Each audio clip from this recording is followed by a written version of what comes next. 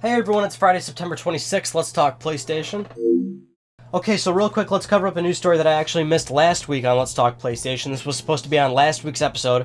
I completely left it out. Usually what I do is I write show notes and I keep them on my computer, which is to the right of me, and I just kind of reference that while I'm recording, and I completely left it out. And so by the time I edited the whole show and uploaded it, I was like, you know what, something's missing, and then I realized this news story, which I can't believe I forgot because it's kind of a big deal. So real quick, let's touch on it right now. Last week, the Wall Street Journal reported that Sony signed a deal with Viacom. So Viacom, huge content provider of television. So basically, television streaming to PlayStation 4. It wouldn't be traditional, you know, cable connection. This would be internet streaming, but you're still getting basic television. So like Viacom has like MTV, Nickelodeon. They have like around 20 channels. So, I mean, this is kind of a big deal. This is Sony's like forward approach to making the PlayStation 4 much more of a multimedia box instead of just gaming. And of course the big thing here, you know, like with Microsoft when they initially showed the Xbox One and they showed a lot of TV stuff, or Sony when they initially did PS3 and they said, you know, this is a Blu-ray player and everything. People get really upset when, you know, Sony and Microsoft try and make these machines more than just gaming. They want them to be multimedia boxes. They want them to have multiple functions.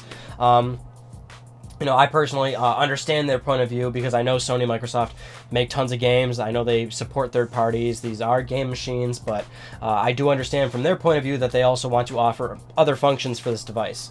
You know, I guess with Microsoft and Sony during like Xbox One and PS3, they were a little misguided trying to, you know, put too much money and time investment into that. But point being, this is actually pretty interesting. You know, this is kind of a it's a big deal because this is, you know, cable's one of those things where it's like I actually don't watch cable TV anymore. I, you know, cut it. I don't pay for it anymore. I just straight up use Hulu and Netflix.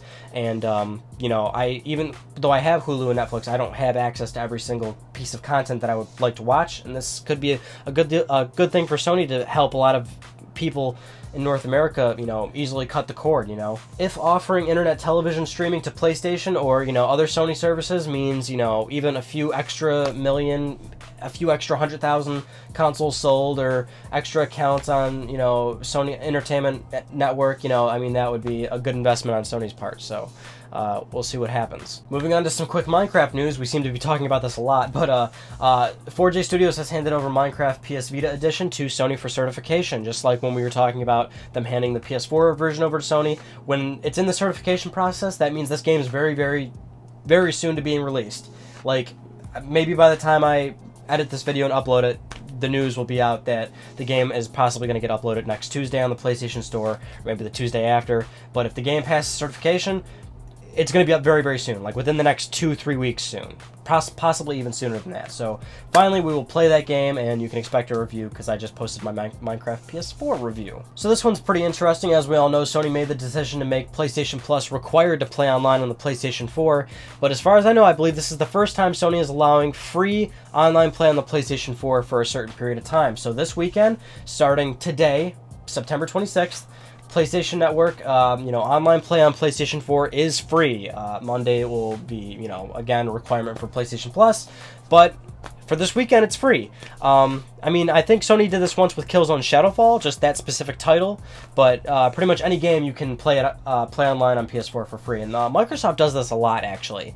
With 360 and X1, they've done this a bunch of times. There's been a bunch of weekends where they let Xbox Live be free, and, you know, they let people play Xbox Live for free. So it's cool that Sony's following suit, letting people kind of maybe get a little taste of free online play again. I mean, so hopefully Sony makes this a habit. I mean, it's not necessarily bad news, free online play for the weekend, so if you don't have PS Plus, enjoy. So if you're in Europe and you're looking to buy a PS4, you're going to be having 2 new bundles as options for you. They're both Driveclub bundles, because we all know Sony loves to do bundles, especially with any sort of specifically large title on PlayStation, so Driveclub's one of them. For €440, you can buy a white PlayStation 4 with a copy of Driveclub, or for €500, you can buy a black PlayStation 4, a copy of Driveclub, 2 DualShock 4s, and a PlayStation camera. So let's talk a little bit about Final Fantasy 15, the game that most PlayStation people have been waiting for like 8 years at this point, and we all thought it was going to be Versus 13 on the PlayStation 3. Well, there's a couple of details that we found out about it.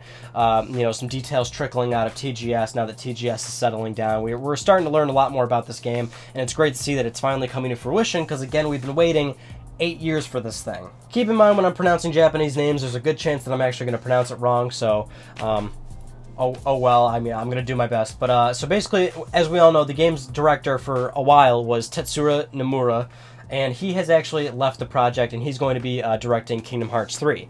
A new director has taken over for Final Fantasy 15, and this happened about 2 years ago.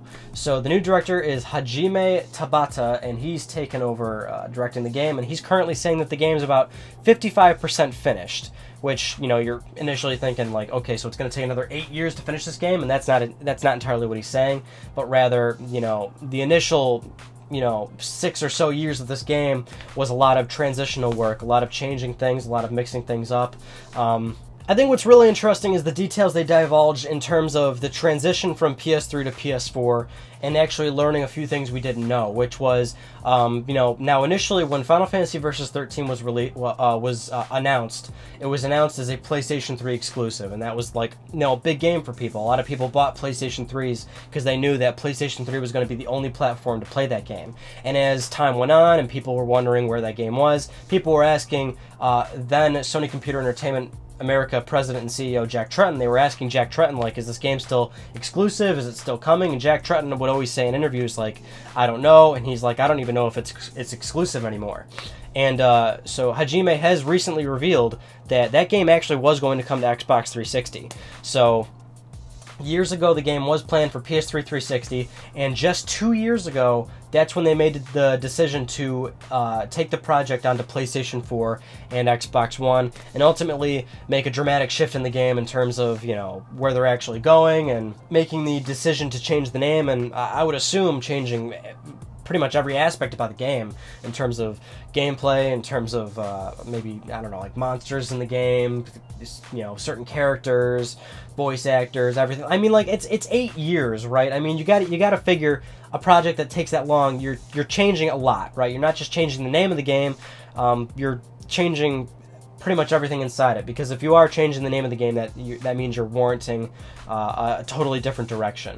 And granted, there's still, like, a lot of elements to the game that was, you know, initially revealed 8 years ago. It's clear that a lot has changed. But basically, they are saying it's not going to take another 8 years. It is going to still be due for 2015, and in 2015, there will be a demo inside Final Fantasy Type 0 HD, and that demo will last about an hour if you're playing just the main story, but if you want to explore everything and do everything, the demo can take at least, like, up to 3 hours, which is pretty good. A nice meaty demo for, you know, what's we would hope is a really meaty final product. So I'm just excited to finally play this damn game. Some people are pretty lukewarm on some of the trailers and footage of it, but I always try and stay positive until I actually play it myself.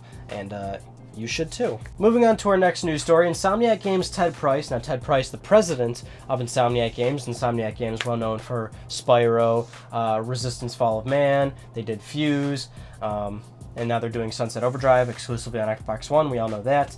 But he recently talked about the future of Spyro the Dragon and basically said, never say never. And, you know, we see this a lot, which is, you know, a developer that made a really great franchise, but they don't control the franchise, and they've moved on to other things. So people ask that developer, like, "Hey, would you ever go back to this game?" And they always like to say, you know, never say never, because they really don't know what's in store for the future. And I think deep down inside, a lot of the people at Insomniac Games, they would love to make another Spyro the Dragon game. It's just a matter of, you know, Insomniac does not own Spyro, neither does Sony. Activision does, and we've talked about this tons of times when it comes to the Crash Bandicoot and Spyro thing, and Activision owning them. You know, the thing is, actually, Ted Price went on record to say that he appreciates what Activision has done with Spyro. You know, he said, you know, I really like what Activision's doing with Spyro. I like that they're keeping Spyro relevant. He feels that Skylanders is still, you know, still about Spyro, and it's nice that they've taken Spyro and kept him really relevant to a certain age group that speaks to a lot of people. And I mean, clearly, you're probably, like, listening to that and thinking, like, okay, Ted Price, like, really, like, screw Activision, or, like, really, dude, Skylanders, or whatnot. And, I mean, you gotta keep in mind, the guy has to stay professional. He's not gonna be in an interview and then just trash Activision and say, give us back Spyro, you ruined it. He's not gonna do that. He's gonna stay professional in an interview. So he's gonna say, even if he truly doesn't like what Activision's doing, or he doesn't like the fact that Activision owns Spyro, he has to say in an interview, like, oh yeah, like, good for them. So, but it's clear that, you know, they would like to do another Spyro. I think, like, why wouldn't they want to do another one? And that's why, you know, Naughty Dog says never say never when it comes to Jack or Crash Bandicoot. That's why Insomniac is saying it now with Spyro. You know, they would totally like to do one, but it's not really in their hands. And if the opportunity were to fall in their hands, if, you know, the cards were right, they would do it. And that's pretty much what Ted's saying, and that's, you know, what Naughty Dog has always said. And it's just that, you know, the opportunity hasn't come yet for those games to actually come back. And, you know, I want it to happen. I'm sure a lot of you want it to happen. We just have to play the waiting game. And if you're involved in this hobby, you probably have to do a lot of waiting for games that you want to be made that might not ever get made. It's depressing, but that's life. Those are just some of the news stories I want to talk about with you guys this week. As you all know, I posted a Minecraft PS4 review. If you want to watch that, go watch that. But this coming Wednesday, Destiny review. I will be reviewing Destiny. It obviously took a long time. It took a long time for a lot of media websites and journalists. I want to spend a lot of time with the game. I want to get it right. It is going to be a pretty meaty review. I'm going to assume the review is going to be like 8-9 minutes, which is actually long for me. You guys know at this point how I do reviews. I don't do like 40-minute in-depth reviews. I do like, you know, 5-minute or so reviews, giving you kind of the important details. But it will be a bigger review. I wanted to play a lot of it to really get it right. I've actually been playing the game with you guys. Tons of you have been joining my game and playing with me, so that's awesome.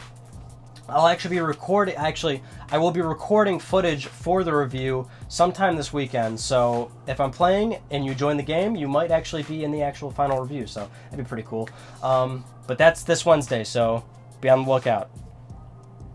And then after the Destiny review, I should have some more Ryan on Gamings for you the following Wednesdays. I'm getting some of those prepared up right now because, you know, we haven't had one of those in a while. I got a lot of good content planned, and you know, I'll just take the opportunity to say thank you if you're still watching this channel, if you you know, like this content, if you hit the like button, if you take the time to comment. I really greatly appreciate that. Send me a PSN message, dude. I'll respond to you. Send me a YouTube message. I'll respond to you. I've still been like lacking in the YouTube comments. I used to be so active down there, dude, but taking on I'm working 3 jobs right now, and it's just like it's taken a toll on me. So usually what I do is I'll use the PlayStation app on my smartphone because I can type really fast on that, and I'll do it from there because I can, you know, I have my phone on me whenever, so I'll check my PSN all the time. So send me a PSN message if you want me to talk to you or something. But anyway, thank you so much for watching this week's episode of Let's Talk PlayStation. I'm Ryan Benecki. Thank you so much for talking with me, and I'll see you guys all next Friday.